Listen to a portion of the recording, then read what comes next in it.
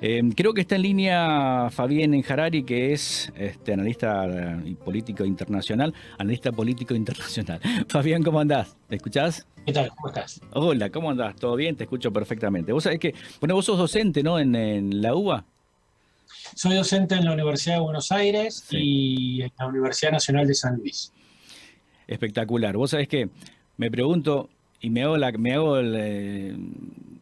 da la imagen, digamos, de cuando vos estás frente al curso y te preguntan, profe, ¿qué pasó? ¿Por qué empezó esta guerra? ¿Y vos qué le contás? A ver, contame. Bueno, en realidad, a ver, esto más que una guerra en principio es una invasión, Ujú. ¿no? Es decir, el ejército ruso ya está en Kiev, que es la capital de Ucrania. Prácticamente no encontró no encontró resistencia, ¿sí? Es decir, la guerra empezó hace 2 o 3 días y, digamos, ya el ejército ruso está en la capital del país, del otro país beligerante, por decirlo así. Por lo tanto, digamos, uno puede hablar de una guerra porque siempre hay alguna resistencia del otro lado, hay digamos, hay algún número de soldados rusos muertos, obviamente, porque del otro lado van a disparar, pero, digamos, es una invasión. Ujú. Y en todo caso, lo que hace la población ucraniana es defenderse o resistir esa invasión, Ujú. ¿sí? Es decir, no es una guerra, por ejemplo, uno piensa en las Malvinas o piensa en una guerra por un territorio que se disputa, digamos, ¿no? Es decir, sino acá estamos ante la invasión y la ocupación de Rusia, ya no de un pequeño territorio como era, o un territorio estratégico como era antes, sino ahora Rusia está invadiendo el conjunto de ese país que es Ucrania. Mm. Hay que recordar que esto obviamente no empieza ahora, ¿no? No empieza ahora y no se remite solamente al problema de Ucrania, ¿sí?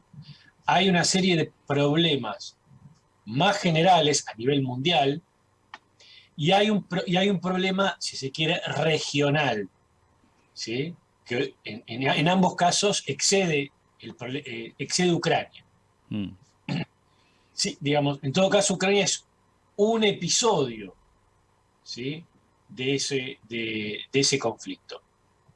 Para ir más, digamos, de lo más general a lo particular, el conflicto mundial del cual Ucrania es un episodio es el conflicto entre dos ejes, por decirlo así, imperiales de influencia mundial, que es por un lado Estados Unidos y por el otro China.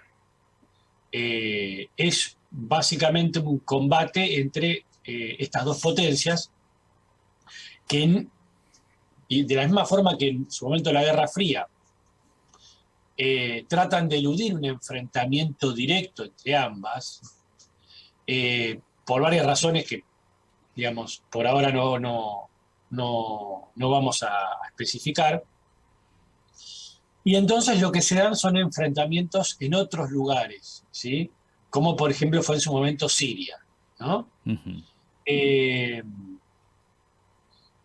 en ese enfrentamiento Rusia juega el papel, por decirlo así, militar, la pata militar de China. China es una potencia económica muy fuerte, pero todavía está atrasada militarmente con respecto a las grandes potencias. Por lo tanto, digamos, utiliza a Rusia como digamos, como su ejército, por decirlo así. Eh, Obviamente esto para Rusia trae muchos beneficios económicos, es decir, hay una alianza económica y militar entre China y Rusia, ¿no? Es Ujú. casi una unidad, aunque por momentos Rusia muestra cierta autonomía. Entonces, digamos, ese conflicto principal aparece en Ucrania porque Estados Unidos tiene mucha influencia en la OTAN.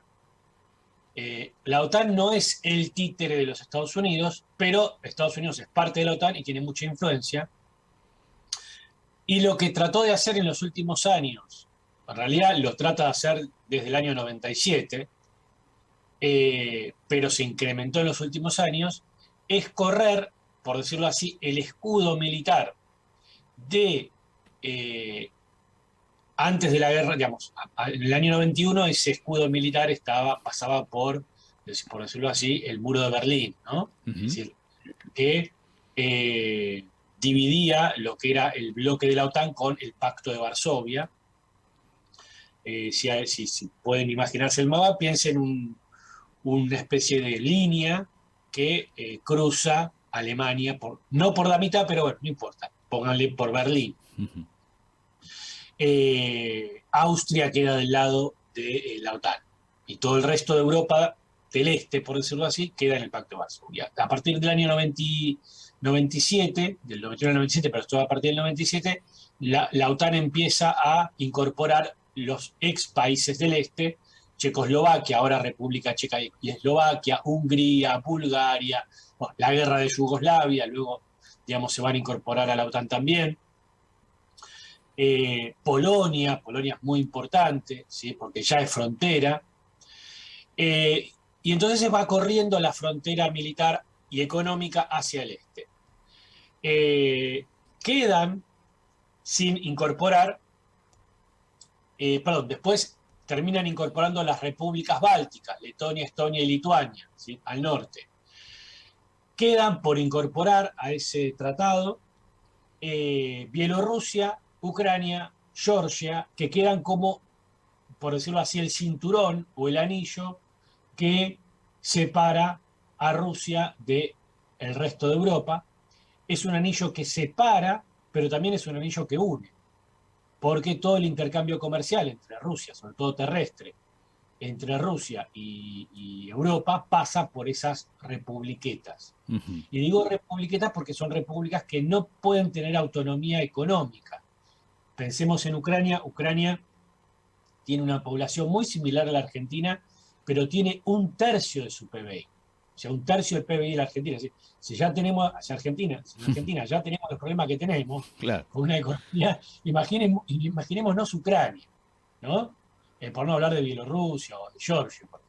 Bueno, eso, por ejemplo, en términos regionales, en términos, como decía, mundiales, es China contra Estados Unidos. En términos regionales, es el avance de la OTAN y la Unión Europea sobre la frontera de Rusia, que provoca obviamente que Rusia también quiera avanzar. Es decir, no es solamente el avance de la OTAN, es el avance de Rusia y de China, ¿no? Es decir, están pugnando por ese territorio.